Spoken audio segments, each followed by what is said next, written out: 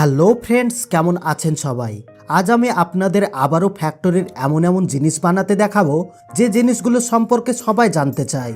আসলে এই সব জিনিসগুলো বানানো হয় কিভাবে।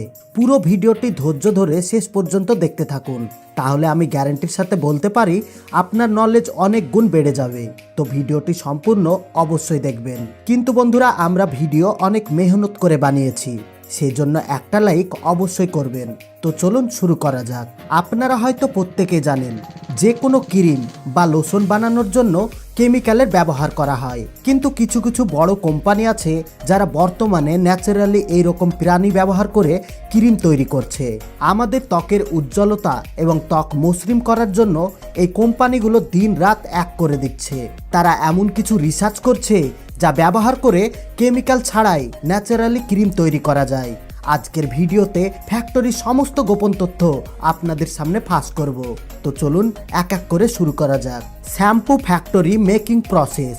বন্ধুরা, ছেলে হোক বা মেয়ে বা বাচ্চারা থেকে বড়রা সবাই তাদের চুল পরিষ্কার করার জন্য আর চুল ভালোভাবে বাড়ানোর জন্য শ্যাম্পু ব্যবহার করে থাকে। কিন্তু এটা সম্পর্কে তো অনেক মানুষই জানে না। আসলে আমরা যে শ্যাম্পু চুল পরিষ্কার করার জন্য ব্যবহার করি, সেই শ্যাম্পু বানানো হয় কিভাবে।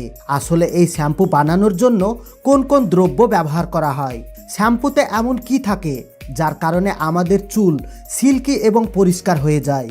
শ্যাম্পু বানানোর জন্য সবার প্রথমে একটি বড় মিক্সারে পানি লোড করা হয়। তারপর এর মধ্যে সাইট্রিক অ্যালকোহল, স্ট্রেফিক অ্যাসিড এবং শ্যাম্পুতে রঙের জন্য পিগমেন্ট, তার সাথে সাথে ইউরিয়া ঢেলে ভালোভাবে মিক্স করে নেওয়া হয়।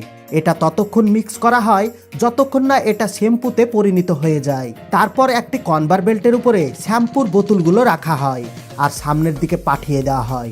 এখানকার প্রত্যেকটা কাজের মেকানিজম আগে থেকেই কম্পিউটারে সেট করা থাকে। তারপরে বোতলে শ্যাম্পু লোড করে সেই বোতলগুলো কনভার বেল্টের সাহায্যে সামনের দিকে পাঠানো হয়। এগুলো তো আপনারা দেখছেন বড় বড় শ্যাম্পুর কোটো ফিলিং করতে, কিন্তু ছোট ছোট প্যাকেটগুলো সেম একই রকমভাবে ফিলিং করা হয়। তারপরে বোতলের ঢাকনা লাগিয়ে এগুলো বন্ধ করে দেওয়া হয়। এই সমস্ত কাজ কিন্তু অটোমেটিকলি মেশিন নিজে থেকে করে থাকে। এই সমস্ত কাজ যখন কমপ্লিট হয়ে যায়, তখন বোতলগুলোকে কনভার বেল্টের সাহায্যে সামনের দিকে পাঠিয়ে দেওয়া হয়। এবার এই শ্যাম্পুর বোতলগুলোর উপরে কোম্পানির বানানো স্টিকার লাগিয়ে সামনের দিকে পাঠানো হয়। ঠিক এমনভাবে ফ্যাক্টরিতে শ্যাম্পু তৈরি করা হয়। Baby diaper making machine. Baby diaper বানানোর জন্য এই মেশিনে একসাথে দুই বিশেষ ধরনের রোল লাগানো হয়, যাকে সেলুলাস পাল্প বলা হয়।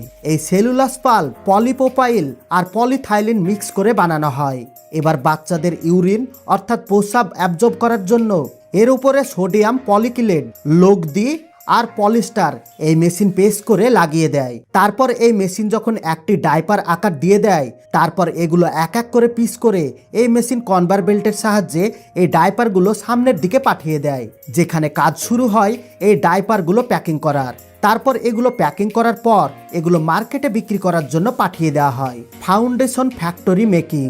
বন্ধুরা, ফাউন্ডেশন ছেলে হোক বা মেয়ে তাদের চেহারা রং ফর্সা করার জন্য ব্যবহার করে থাকে। আপনারা তো জেনে থাকবেন ফাউন্ডেশন ব্যবহার করে ত্বকের রং ফর্সা করা যায়, কিন্তু আপনারা কি কখনো ভেবে দেখেছেন এতে রং ফর্সা কিভাবে করা যায়? তো চলুন এটা সম্পর্কে এখন আপনাদের জানিয়ে দিই। এই ফাউন্ডেশন বানানো হয় কিভাবে। ফাউন্ডেশন বানানোর জন্য সবার প্রথমে একটি বড় মিক্সারে পানি লোড করা হয়। তারপর তাতে জিঙ্কস অক্সাইড পাউডার, অ্যালোভেরা জেল, চালের আটা, কোকো পাউডার আর ক্লোরো পাউডার ঢেলে ভালোভাবে মিক্স করে নেওয়া হয়। তারপরে এতে সি বাটার ঢেলে আবার ভালো করে মিক্স করে নেওয়া হয়। তারপরে এগুলো পুরোপুরিভাবে তৈরি হয়ে যায়। এবার বন্ধুরা, রঙকে স্কিন হিসাবে কম বেশি করতে পারা কেমিক্যাল দিয়ে আবারও ভালোভাবে মিক্স করে নেওয়া হয়। তারপর ফাউন্ডেশন একটি এমন মেশিনে দিয়ে দেওয়া হয় যেখানে এটা পিচকারির মতো কাজ করে। এরপরে প্রত্যেকটা টিউবে এই প্রোডাক্ট ফিলিং করা হয়। তারপরে এই মেশিন ফাউন্ডেশনগুলোকে ফাউন্ডেশনের বক্সে ভালো করে লোড করে দেয়। তারপরে পেছনের অংশে এই মেশিন পেস্ট করে বন্ধ করে দেয়। তারপর উপরের ঢাকনা লাগিয়ে দেওয়া হয়। সবশেষে এগুলোকে একসঙ্গে বক্সে প্যাকিং করে মার্কেটে বিক্রির উদ্দেশ্যে পাঠিয়ে দেওয়া হয়। Cloth factory making. আপনারা মার্কেটে যেসব কুর্তি, সালোয়ার কামিজ, কাপড়, বেডের চাদর অর্থাৎ বিভিন্ন ধরনের কটন সুতির বিভিন্ন কাপড় কিনে আনেন, কিন্তু এটা কি কখনো ভেবে দেখেছেন এই কাপড় ফ্যাক্টরিতে কিভাবে তৈরি করা হয়? বন্ধুরা, ফ্যাক্টরিতে কাপড় বানাতে দেখে তো আপনিও এরকম ফ্যাক্টরি বানাতে চাইবেন, কারণ ফ্যাক্টরির ভিতরে কাপড় বানানো হয় অনেক সহজ পদ্ধতিতে। যে কোনো ধরনের কাপড় বানানোর জন্য বড় ধরনের আলাদা আলাদা সুতোর বান্ডিল ব্যবহার করা হয়। তো শুধু সুতোর বান্ডিল ক্লথ মেকিং মেশিনে লাগিয়ে ছেড়ে দিতে হয়, তারপর বাকি সমস্ত কাজ এই মেশিন নিজেই করে দেয়।